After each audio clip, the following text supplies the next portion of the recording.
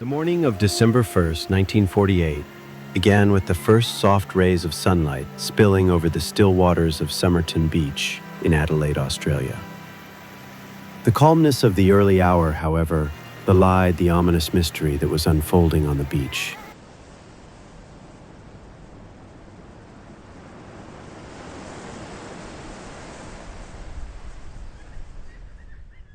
As the sun slowly rose, a handful of early risers took notice of a man lying slumped against the seawall, his well-tailored suit and tie betraying no sign of distress. At first glance, he appeared to be a man who had simply fallen asleep after a long night, his feet crossed elegantly, his legs outstretched in repose. But as the hours drifted by and the man remained still, it became undeniably clear that he was not simply resting. He was dead. When the authorities arrived, they were greeted with an enigma wrapped in sophistication. The man, impeccably dressed in a suit of high quality, was found without any identification. No wallet, no cash, not even a scrap of paper to offer a clue to his identity. His clothing, seemingly flawless and expensive, betrayed no trace of wear or tear, except for one chilling detail. Every label, every tag, every mark that might have identified the maker of the clothes had been deliberately and meticulously removed. The man's pockets contained only mundane items: a train ticket, a bus ticket, a pack of gum, matches, and a packet of cigarettes. Nothing to provide any insight into his past or his purpose. Yet, the strangest part was the cause of death. The coroner's report could find no obvious signs of injury, no violent marks, no trauma. In fact, there was no trace of any substance or poison typically associated with death. The only clue to the manner of death was the faint suggestion of a sophisticated, untraceable poison, one that left no trace behind. The man's death seemed to have been orchestrated with precision, as if someone wanted him to simply vanish without a trace. What followed were months of frustration and confusion. The dead man's body lay in the morgue, awaiting recognition, while the authorities clung to the slimmest thread of hope that someone might come forward to reveal his identity. It was during this time that a plaster cast of his face and torso was made, in the hope that someone, anywhere, might recognize the likeness. But the dead man remained as elusive as a phantom, his identity slipping further into the fog of mystery. Then, in April 1949, a critical discovery was made. A pathologist, reviewing the man's clothing with renewed focus, found something others had overlooked: a tiny, hidden fob pocket sewn into the waistband of his trousers. Inside it was a rolled-up scrap of paper, folded tightly and carefully preserved. Upon unrolling it, a cryptic message was revealed. 2 words, printed in neat block letters: Tamam shud. The phrase, which translates from Persian as "it is ended" or "it is finished," was traced back to a rare edition of the Rubaiyat of Omar Khayyam, a collection of mystical and philosophical poetry. The 2 words were quickly identified as being torn from the final page of this ancient book, and soon a nationwide search was launched to track down the exact copy. Against all odds, a breakthrough came when a man, after hearing about the case, checked the back seat of his car, which he had left unlocked, and discovered a copy of the Rubaiyat he had never seen before. Upon closer inspection, it was revealed that the last page of the book was torn out, leaving behind a perfect match to the scrap of paper found on the man's body. This seemed like it could be the break that would unlock the mystery. However, this was just the beginning of an even more complex puzzle.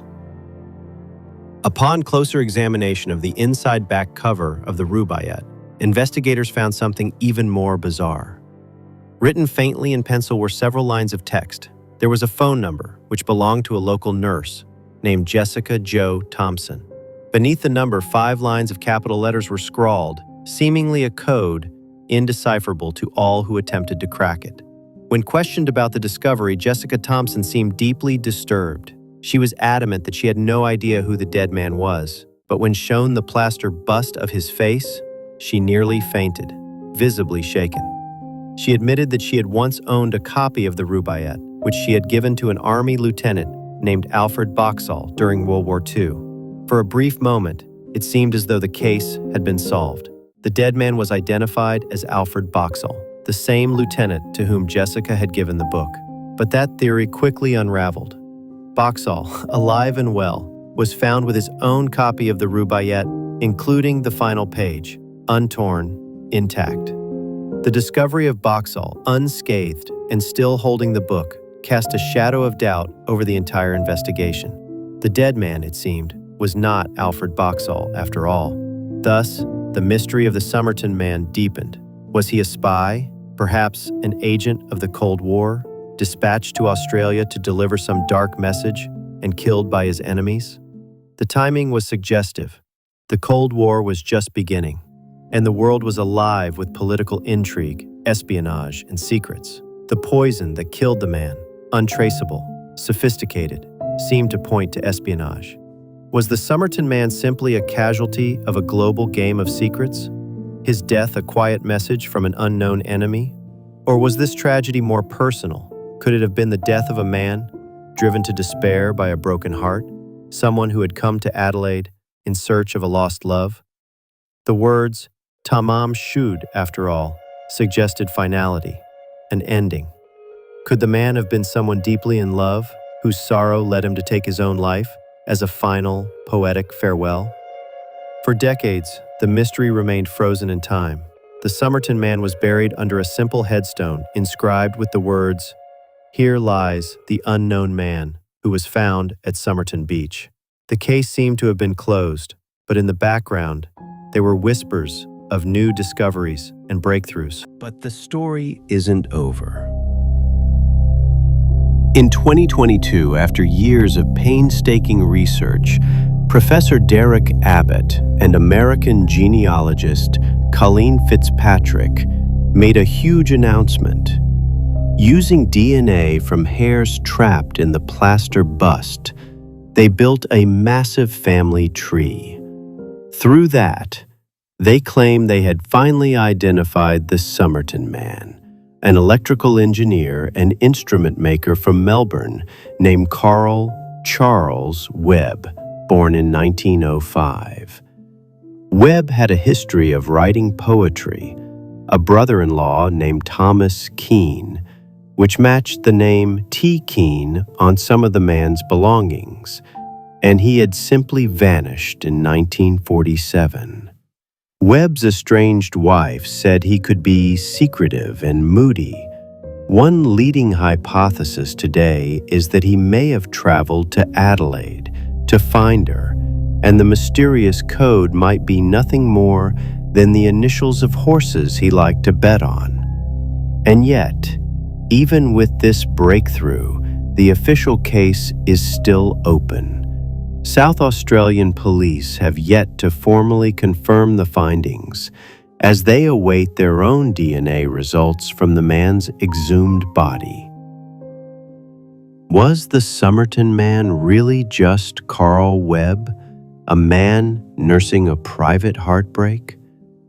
Or was he something more? To this day, the code has never been definitively deciphered. The riddle of Tamam Shud might finally have a name, but the story is far from finished. Awake from morning in the bowl of night has flung the stone that puts the stars to flight, and lo, the hunter of the east has got the Sultan's turret in a noose of light. Dreaming when dawn's left hand was in the sky, I heard a voice within the tavern cry, "Awake, my little ones, and fill the cup before life's liquor in its cup be dry." And as the cock crew, those who stood before the tavern shouted, Open then the door. You know how little while we have to stay, and once departed, may return no more.